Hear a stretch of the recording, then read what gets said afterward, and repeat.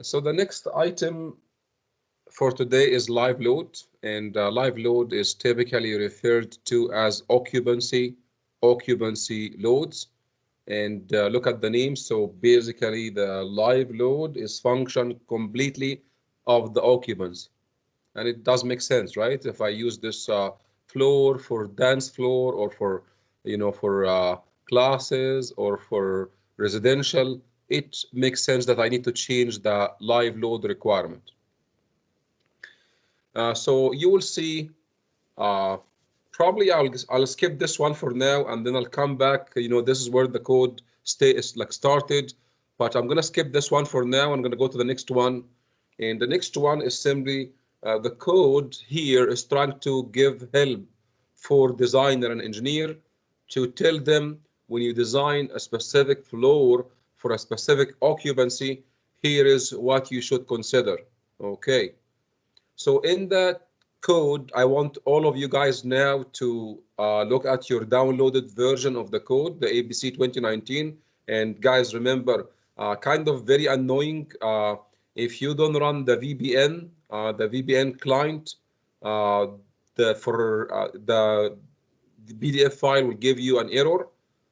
So make sure that you run the VPN client in the background before you start your PDF for the ABC 2019.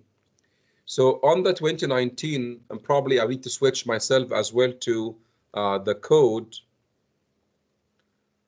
Uh, it's here.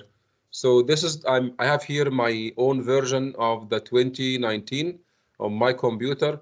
I'm gonna scroll to where I want to discuss. Okay, so the live load is just here.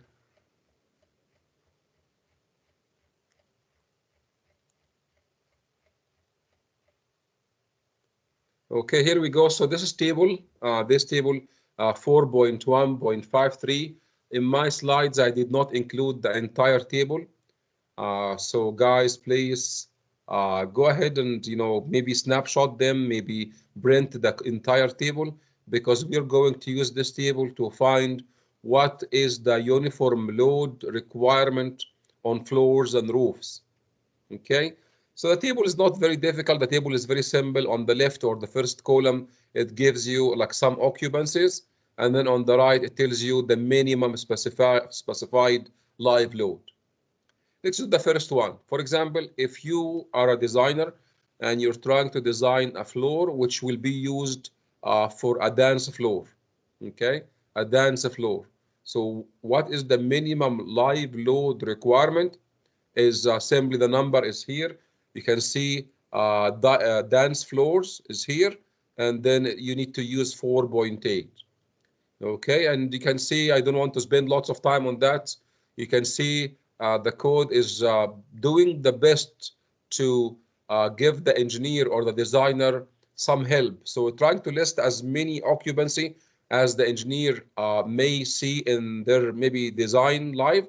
But in general, I myself, I've been designing for years, and sometimes very rare that you will find some areas where whether you don't know the occupancy, or maybe you know the occupancy, but the occupancy is not listed in this table.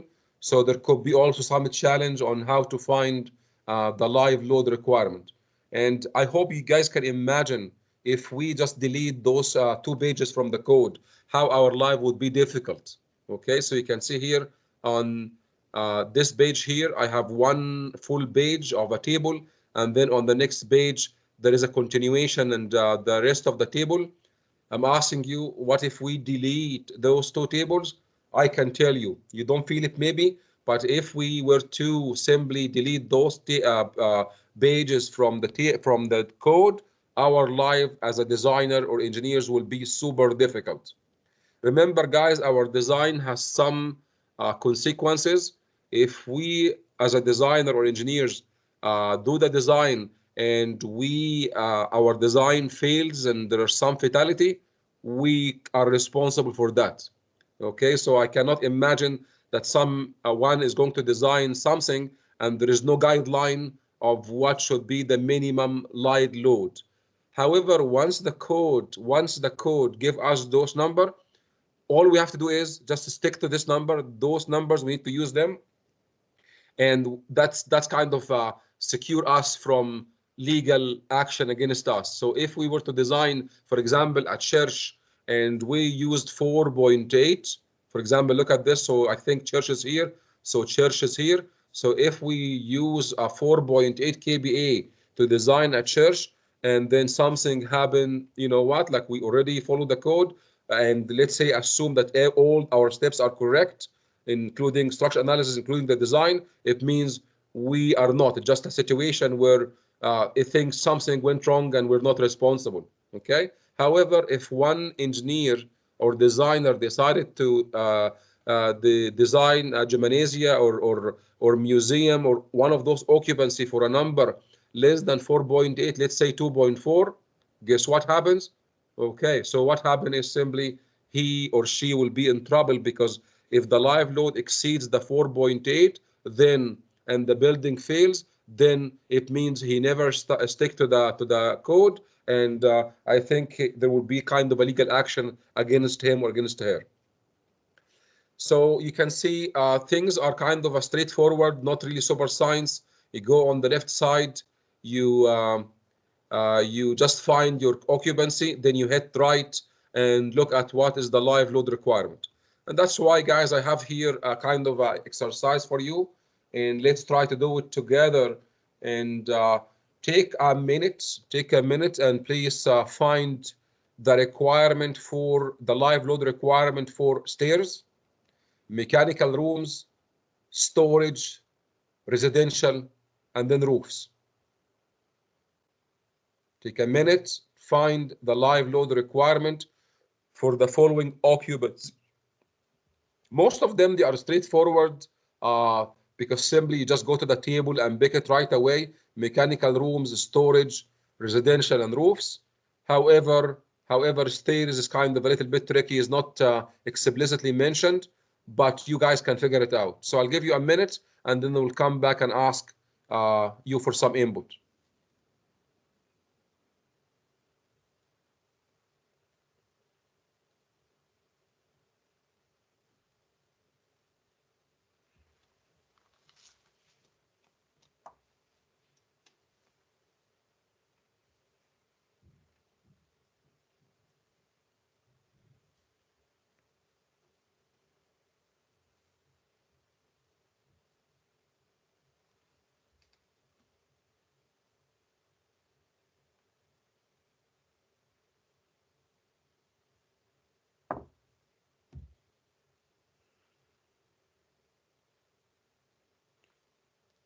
Okay, let's get some feedback. So I'm going to ask you guys one occupancy. I'm going to ask one person of you guys to answer.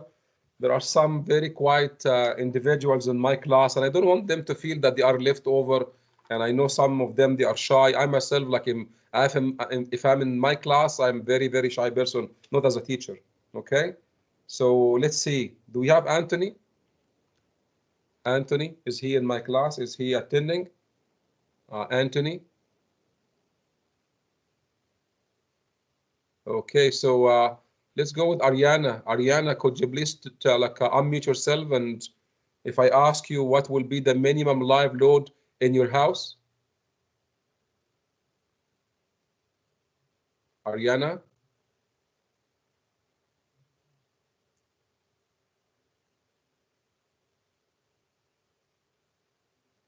Ariana Rose?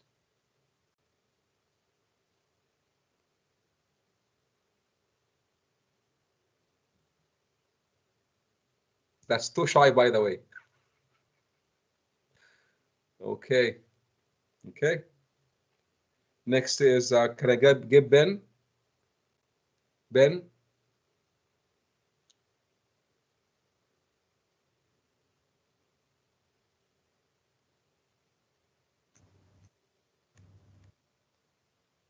Ben?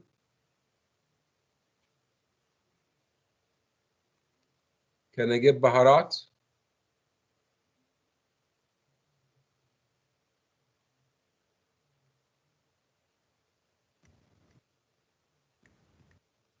Baharat?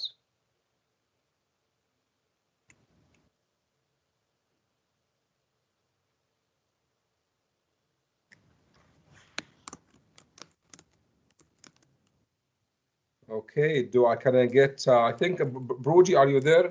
You're so quiet. Brody?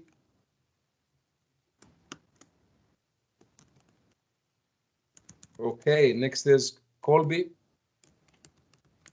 Oh, Hello, sir. How are you? good. How are you? Not too bad. Are you able to look at the table in the code and tell me if you were to design a house, just like your house, what will be the live load that you will use? Um,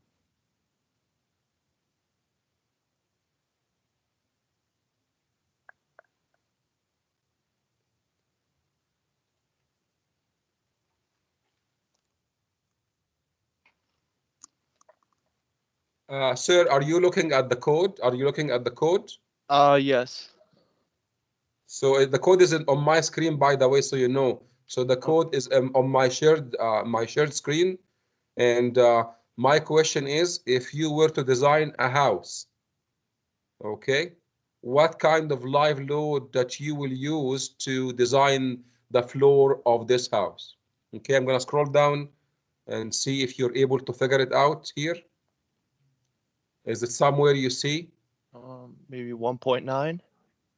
Thank you, sir. See, it's not difficult. You can see on the left side here, a residential area, and you can see here, I need 1.9 true. It means anytime I design a house, I need to use a live load of 1.9 kVA. Thank you, sir. Couple of marks for you. Okay, so Daniel, Daniel,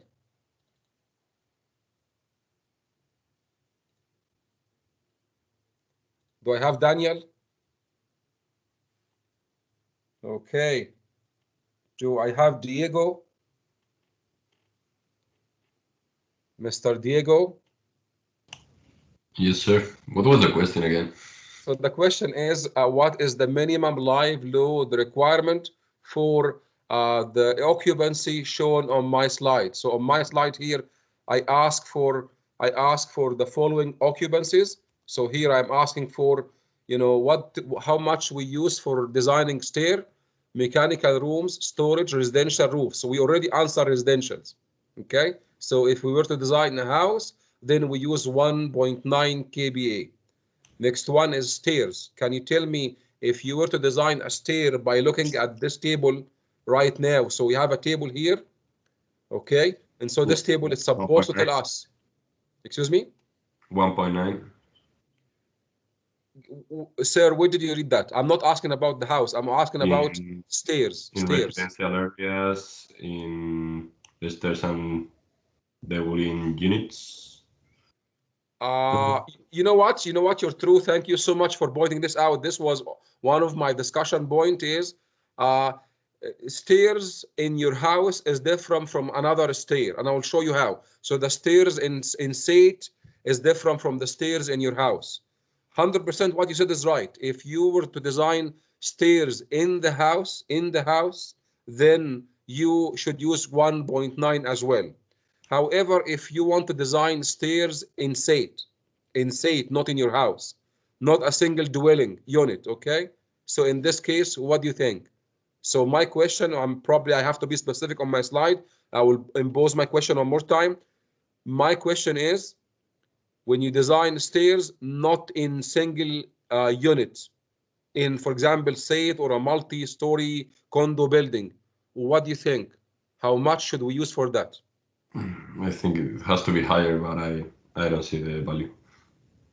You know what? You're right. It has to be higher because it makes sense in your house. If there is a fire event and probably there is 4 or 5 individuals in the house, only those 4 or 5 will run onto the stairs.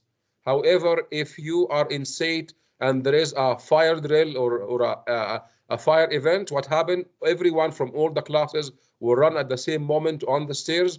And even not even a fire in the morning. Look, if you guys remember last year, when you get from your C train and then go to the on the stairs, the stairs are full of people.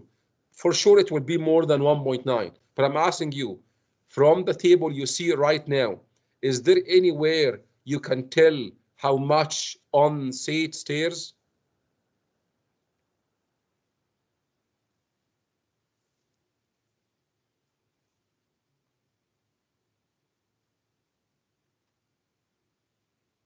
I know it's not mentioned explicitly in the table, but you guys can think about stairs or exits and fire escape, okay? So if you look at the table you see right now on my screen, on the very first row, it says exits and fire escapes, and this is will be including the corridors.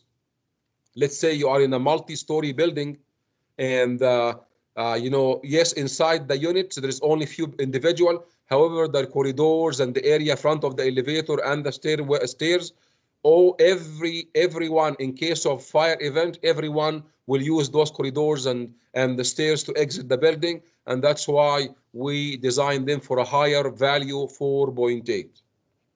Does it make sense? Okay, okay. Let's go with next with I guess. So we had Diego and then Gord. Good morning, Gord. Are you there? Yeah, I'm here. How are you doing, sir? I mean it's morning and I still haven't finished my coffee, but I'm here. Okay. Okay, so Gord, can you tell me if you were to design a mechanical room that has mechanical equipment, like for example boilers and stuff like that, what is the live load allowance for this mechanical room? Give me a minute, I'll find it. Sure, take your time.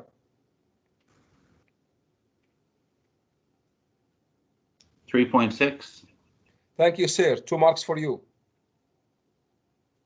Okay, guys, next is I need somebody to tell me what is the minimum live load requirement for the next occupancy, which is storage, which is, I'm going to call your name. So Harjut, Mr. Harjut, Mr. HS. Do we have Harjut Singh? Harjut Singh. Yeah, hi. Okay, sir. So did you hear my question? Yeah, 4.8. Thank you, sir. 2 marks for you. Okay, next is, what is the minimum live load occupancy if you were to design a roof?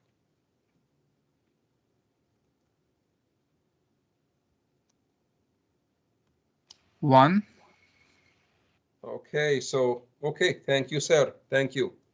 Okay, so guys, you can see the exercise is very simple, straightforward. You just look at the occupancy of your area and you go to this table, and in most cases, I would say 99%, you will find your occupancy in this table. You hit to the right and find the live load occupancy. Not very difficult. But guys, I have some question or some comments and closing comments for this part, which is now, can I exceed those numbers? Like I'm a designer. Can I exceed them? I need somebody to raise your hands if you know the answer.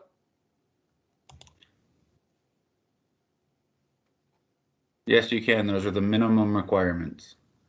Thank you, sir. I'll give you 2 marks for that, Gord. Your Gord was true. Like, you know, yes, you can exceed them. You cannot go less than them 100%. You cannot. You cannot do like for a house just 1 kVA. That's not enough. It's unsafe. You have to stick to the minimum 1.9. But I can tell you something. Sometimes your client will have a requirement. So sometimes your client has, you know, it's okay, you know, here is your building, design it. You know better than me, you know. But some other clients, they have extra requirements. For example, let's say, you know, an office building, but the office building is going to simply lease those units to the design engineers, and they have those kind of a design paper, and they have a storage, like a closet for storage.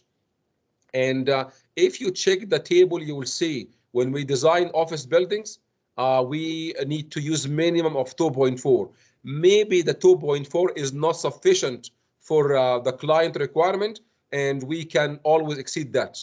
So guys, what you see on the table is simply the minimum, but you can always exceed them, not because of your, as an engineer or designer, because of you want to increase them. It is only because the client needs or has higher demand or higher requirement. So that's one thing. Because remember, as a designer or engineer, you work for the client. So which means if the client wants, for example, to design an office building for 6 kVA, thank you, sir, we'll do that for you. You're paying us, we'll do that for you. We'll make sure our floor will simply just 6 kVA. Now, if your client said, you know what, I want to save some money, please do an office building for just 1.9. Would you agree or disagree? Office building, second floor, look at the table, you will see we need minimum 2.4. If your client is asking you to design the floor not for 2.4, for 1.9 to save some material, that's not allowed. You cannot do that. You have to stick to the minimum, and none of the clients will ask you to violate the code. None, okay? Because simply they will not approve it for you. The city will not approve that for you. So that's another thing, also something to think about it. In a single building, different areas, they have different requirements. In a single building, so the building is the same. The building is, let's say, it's a multi-story condo building, okay? In the same building, we have different requirement. Inside the dwelling units, we use 1.9 because there are few people inside this unit. On the corridors and stairs, we use 4.8 because those are exit fire. On the mechanical room of that building, we use 3.6. On the roof of the same building, we use 1. So you can think about it, different areas in the same building will have different live load requirement. So guys, hopefully this kind of wrap it up for you. Now, let's go back to our slides again. So kindly we skipped this one, and probably time now to read after we got some information about live load. So I want you guys right now to read statement number one on my slide.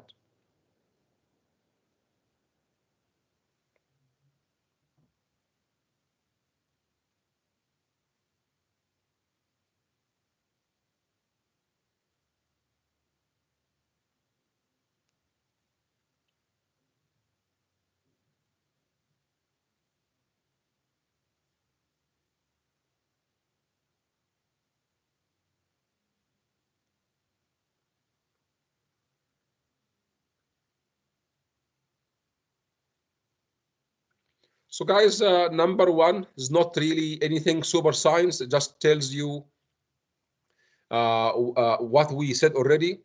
It said except as provided in sentence 2. And as I said, as soon as you read except, then you stop. And then right away read statement number 2, which is just below. So in statement number 2, it says for building in low importance category. And I know some of you will say, okay, what does it mean? What does it mean, low importance category?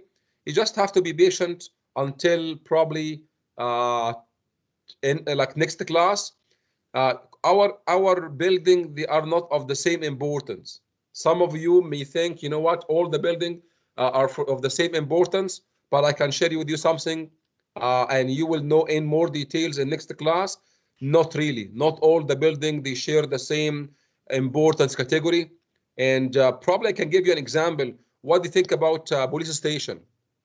You think police station will be of the same importance as if we were to design like a hay barn, like buildings, like a small building that we store some hay for some cows? Not because we don't like cows, okay? But you will see there is a more to that next class about importance category. But in general, for now, there is something called the low importance, and for that low importance category building, we can simply use a factor of 0.8. And what does it mean? It means instead of designing one area for 2.4, we just multiply 2.4 times 0.8, and we use this number for our design because it's a low importance. Anyway, now we know what is in statement number 2, so we can read number 1. So the specified live load on an area or floor depends on the intended occupancy. We said that already, and shall not be less than either the uniform load in table or article 4.1.5.3, which is simply the table that we discussed a minute ago, or we finished a minute ago. Okay, now on 4.1.5.2, uses not stipulated. Okay, guys, trust me, sometimes, although the code puts a lot of effort into give a good guidance for the engineers and the designer to tell them, if you design a church, here is your number. If you design mechanical room, here is your number. But in real life, in real situation, you will find some situation where those uses or occupancies are not listed in the table. So what should I do? In this case, the engineer will have to use their common sense and engineering sense and come up with some numbers. And those numbers are based on ABC, what you see on my screen. For example, if this floor will be used for storage of a specific material, and you have to read the material cut sheets and see what is the weight of the material. Do your best. There is a due diligence of the engineer or the designer to come up with the best number in their perspective. And by the way, let's say, so you know, as long as the engineer has done enough effort to come up with the best number, I think there shouldn't be any legal action against him. But if he right away say, you know what, I'm going to use 5 or 6 or 10, that's not really what's supposed to happen. This 10 must come based on a kind of a study of what is the probable assembly of person, what is the probable storage of material. If the engineer did some effort to come up with this number, I think that's what we call due diligence, and the engineer is not really in question. Again, what happened is, under the same clause, it says if you have a low importance building, you can multiply whatever number you give by 0.8. Now, the next one is kind of a little bit difficult, and I'm going to do my best to explain it. Full and partial loading. Full and partial loading. Okay, I guess no matter how many times you read this statement, it will not make sense for you. So let me show you what does it mean. Okay, guys, here is the thing. Please, for now, I guess by now, since you have done first year and since you have done some static or structure analysis with me this year, you know what you see. So what you see here in the middle, there are some beams, okay? So the beam is A, B, C, D. So this beam, we call it continuous beam. It's not a simple beam, because simply a simple beam has only one span and has only 2 columns or 2 supports. However, this one has 3 spans and it has 4 columns. Now, guys, on the first diagram, you see red and blue. The red and blue, those are 2 different things. The red is your dead load and the blue is your live load. Now, because the live load and dead load, although both of them, they are loads, however, they have different nature. Dead load stays the same. It doesn't go anywhere. And that's why, look at, we have 4 pictures, 1, 2, 3, and 4. I'm going to point out with my cursor. So here on the top, we have 1, and then below 2, 3, and 4. By the way, it's the same beam, no change. However, what I'm trying to say here is that you can see the red is always there on the entire beam. However, live load, it can move, which means live load can be on the entire beam, can occupy one of the span, not the other, or can occupy 2 spans adjacent, or can occupy 2 spans not adjacent. So you can see between 1 and 2 and 3 and 4, those are different possible or probable location of the live load. And the thing is, guys, some of you may think, you know what? No, I shouldn't be doing this. To get to the most critical situation that gives me the maximum bending moment, I should load the entire beam with live load. Actually, completely wrong. What you thought is completely wrong. Loading the entire beam with live load doesn't give you the maximum bending moment. So what really gives you the maximum bending moment, I'll share with you. For example, look at this, guys. If you want to get the maximum positive bending moment, I'm going to point to this number, which is 28.4. This maximum positive bending moment at the first bay, this is what you have to do. You need to load only this bay, and then you have to leave a bay empty, and then you load the next one. How about if you want to get the maximum negative bending moment above the support, which is 57.2? How can you get this number? Remember, it is you do it this way. You load and then you get the number, okay? So how do we get the maximum negative bending moment? You simply have to load the left span and the right span, and this will give you the maximum here. And you can see it is not really one load configuration that provides you the maximum. However, the engineer or the designer will have to try all of them. Now, how can I do my design? So really, you do the design by simply overlaying.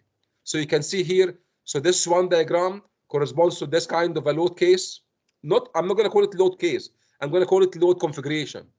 And this bending moment diagram corresponds to this load configuration and so on. Now, what you have to do to finish your design, we shouldn't be designing only for this load configuration or this one or this one. However, we should consider all of them because all of them, they are probable or possible load configuration. So finally, guys, look at this. So finally, this is what we should do. We should graphically overlay all those diagrams. So 1, 2, 3, and 4, put them on top of each other. And simply, when you put them on top of each other, this is what you get at the very bottom. So what do we call this one? What do we call the one at the very bottom? It is not a single diagram. It's an overlay of several diagrams based on different live load configurations. We call them envelope. Look at the name, envelope. So the envelope is the one that we should use in our design because simply it's the maximum on this diagram, simply not at the moment that your bending moment will exceed the values in this diagram, the last one. Are you following so far? I want to hear somebody. Yes. One more. Yes. One more. Yes. Thank you, sir. Okay. How about no, I don't get it. I need to hear your voice. No, I don't get it. I'm not following you. Yes. So, Sani, you're not following me. Actually, I'm following you. Huh? I'm following you. Just ask like those who following me, just say yes. Okay, thank you, sir. No, I'm saying whoever not following me. Okay. Sorry for that. Because obviously I'm kind of favoring and just hear the one that likes me, but I don't hear the one doesn't like or doesn't follow me. So I want to hear whoever doesn't follow the discussion I said a minute ago. Speak up, say I don't follow you. I'm not following, sir.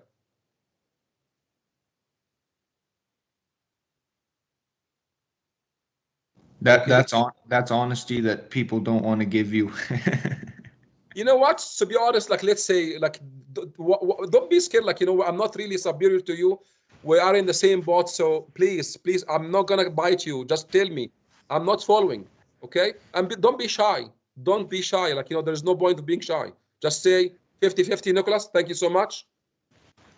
I'll say it one more time, by the way. Yes. Silent means yes. Say again, sorry? Silent means yes. Silent means yes. It means I don't follow you or I follow you. Yeah, 50-50. 50-50. Okay. Okay, guys, I will try probably for a couple of minutes. I don't know how we're doing with time, so we have still plenty of time. So, guys, what I'm saying here is we have live load and we have dead load. And although both of them, we call them loads, however, they are different. Why? Because dead load stays there forever, doesn't move, doesn't go to anywhere. However, live load, it can be somewhere, and in 1 hour, it can go somewhere else. And that creates a problem. It's a challenge because dead load doesn't create any challenge, by the way. Dead load is a friend. Live load is an enemy because simply live load, it moves. And if we say it moves, what does it mean? It means all those who number 1, number 2, number 3, number 4 can happen. There is a possibility that live load can cover the first span and on the same time cover the last span, but nobody. Think about them as three adjacent classes. Let's say this is a beam in a floor and those are classes. So you know what? This class is empty. There is nobody. And then here we have a class running right now. And here we have a class running right now. After 2 hours, situation changes. Like we have in class number 1, class number 2, we have students, and then class number 3 between C and D, it is empty. All of those are possible. And the problem is because of this situation now, this creates a problem for static analysis. We cannot think about only one situation and we design for it. We cannot do that because simply if we do that, then we are in trouble because if bending moment exceeds whatever we got from the first case because of unaccounted case, then my beam will fail. So as a designer, I should think of all the possible live load configuration. And I'm very specific. I'm saying live load configuration, which means it can be on the first one, but not, and first and the third, but not the second. It could be on the first and second, but not the third, and so on.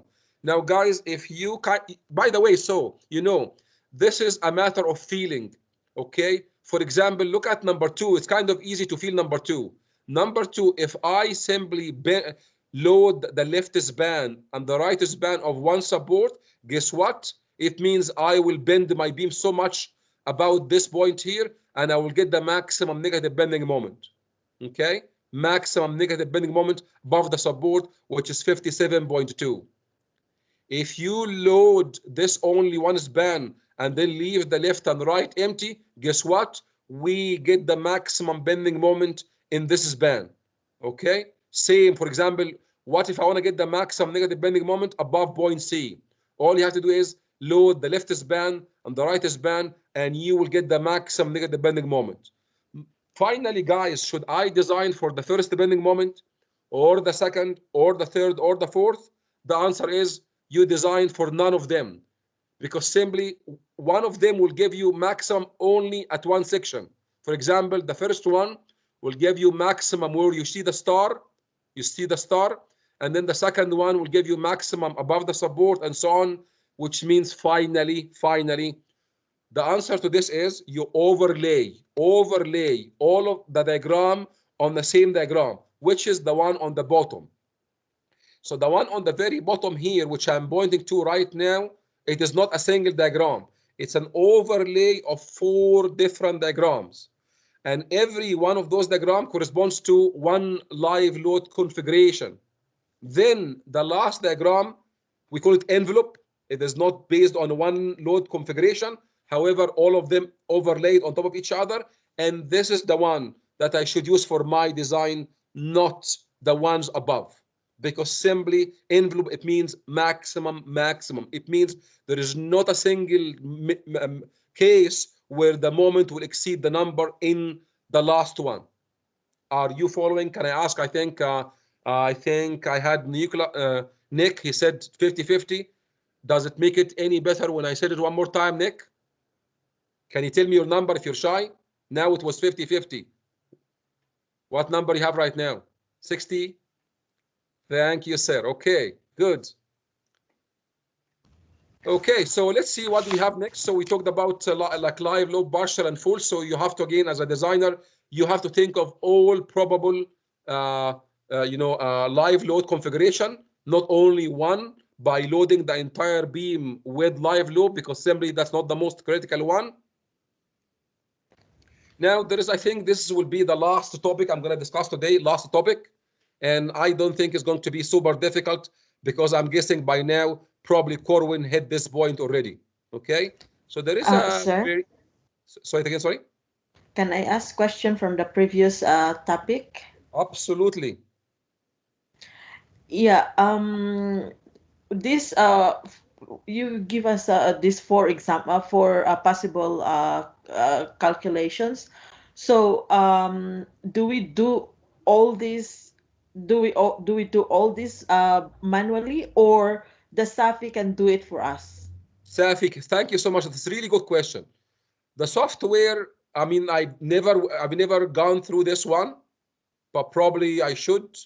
But the Safi, it gives you the bending moment for one specific load case. But if you input all those load cases into SAFI, SAFI is able to give you the envelope.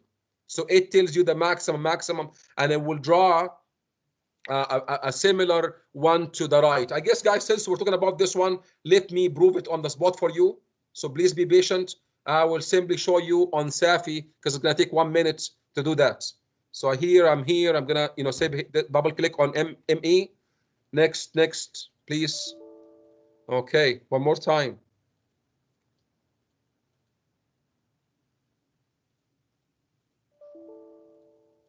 Third.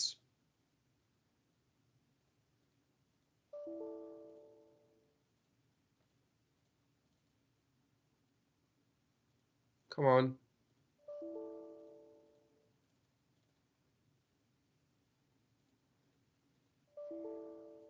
Oh, come on. Wow. Okay, it's here. Okay, guys, remember this was our problem. If you guys remember, and if I say, you know what, put them all, apply, hit OK, and then show results.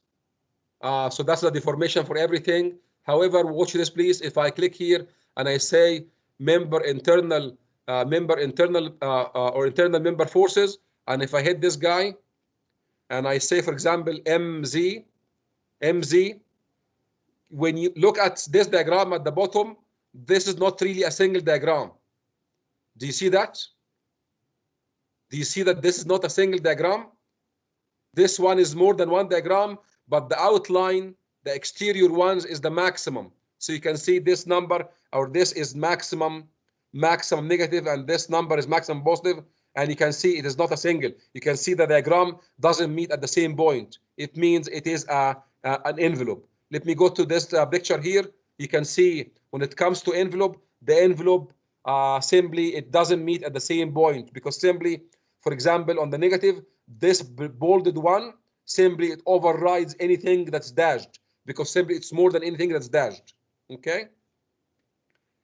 Okay, now let's move on to the last one. So the last one is here.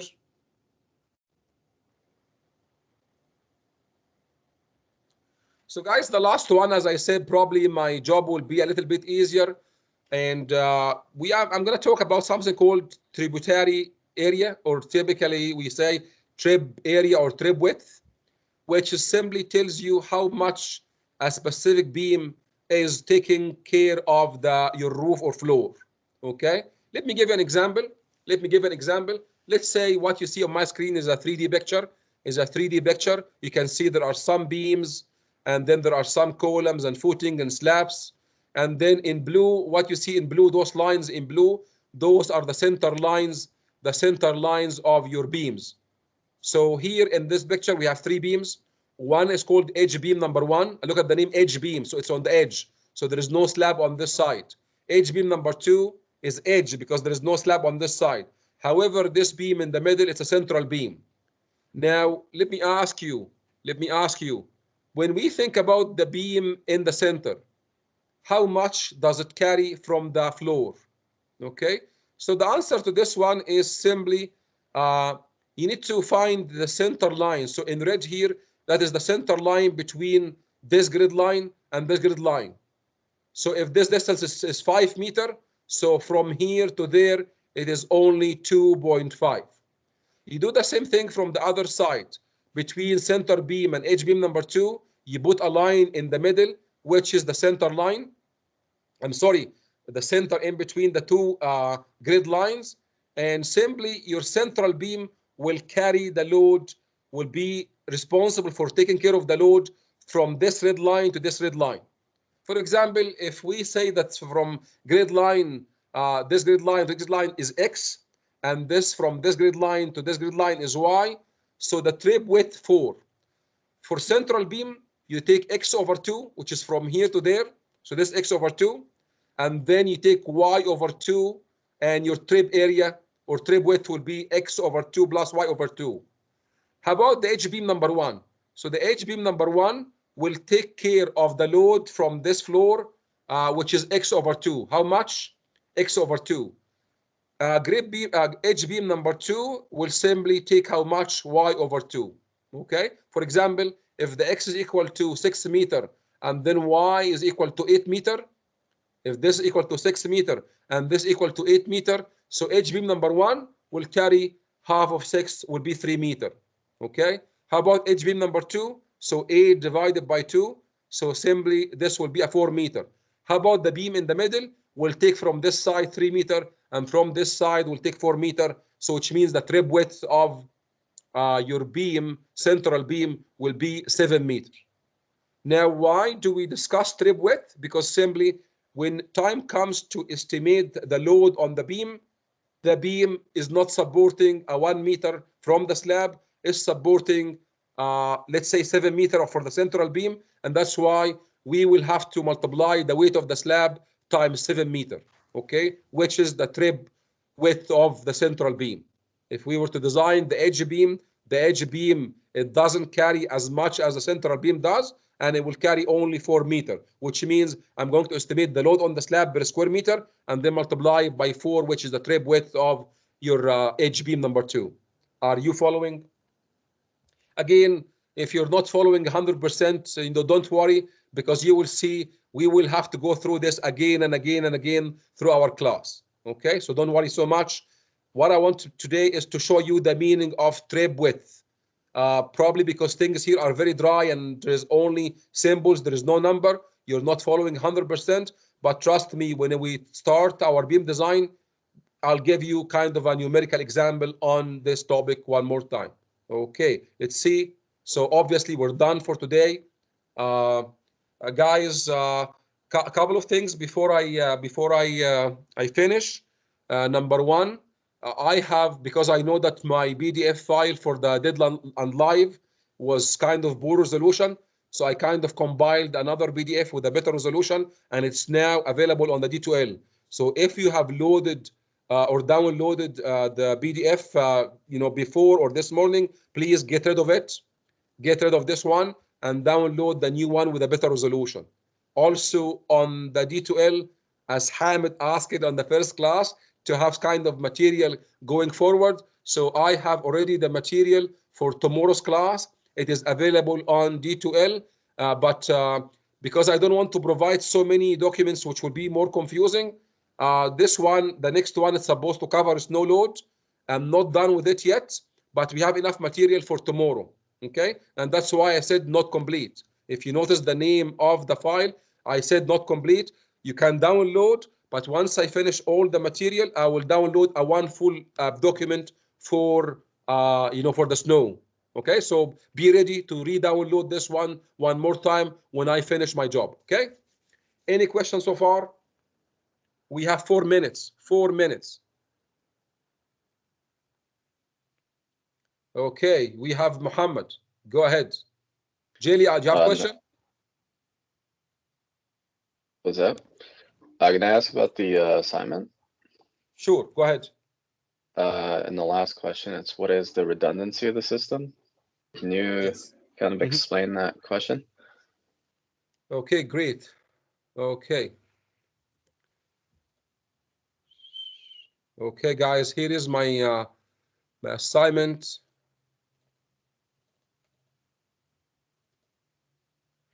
So Muhammad question is about the redundancy of this.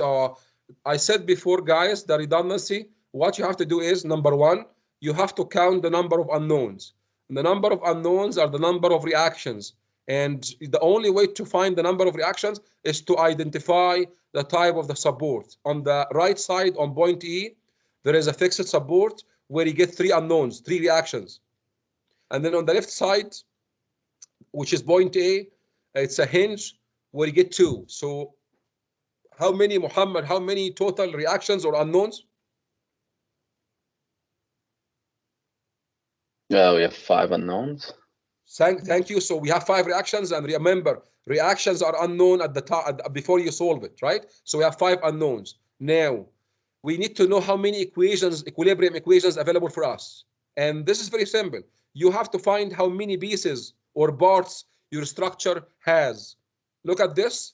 Look at the structure. Do we have any intermediate hinge between point A to B to D to E? Do we have any intermediate hinge in between, between A and E? We have nothing on point B. We have nothing on point D.